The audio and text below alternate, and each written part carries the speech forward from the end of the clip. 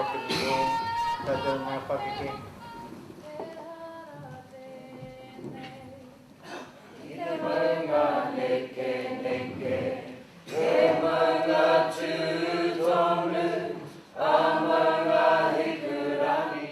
Katiki nā te kōrero.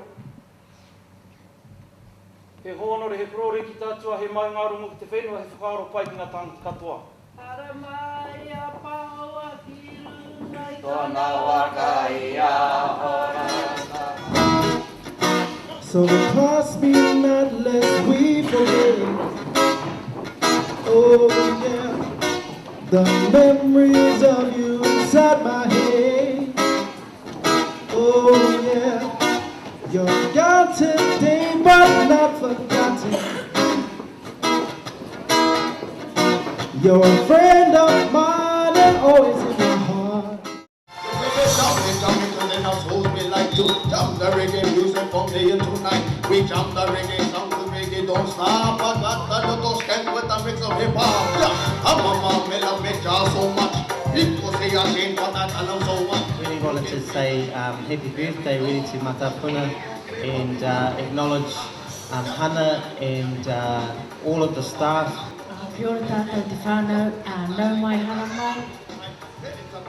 Tātou katoa, ki te whakanui tēnei pō whakahirura mō Matapuna. I've really enjoyed my time here at Matapuna. I've made some really good friends. I first came here thinking that I was going to be an actor, and I started filming, being a producer and stuff, but then I've also worn many hats in this, in doing this course, like lighting and sound and all that kind of stuff. It gives a lot of hope to second chance learners, whether you be young, old, male or female, and just a whole lot of opportunities that this place is giving to so many people every year. Kia ora, everybody that's here. My name's Jodie. I'm 17. I'm in music, or bra. I came here when I was about 16. Yeah, thank you Matapuna and happy birthday. Well, kia ora whānau, my name is Daniel Thompson and I'm the third child to Philip and Venice. I've been attending Matapuna for around 2 years now, but before coming to Matapuna I was attending Lytton High School. Then Elton to do a space at Matapuna Training Centre appeared, so I took it because I knew I would like it here a lot more than school.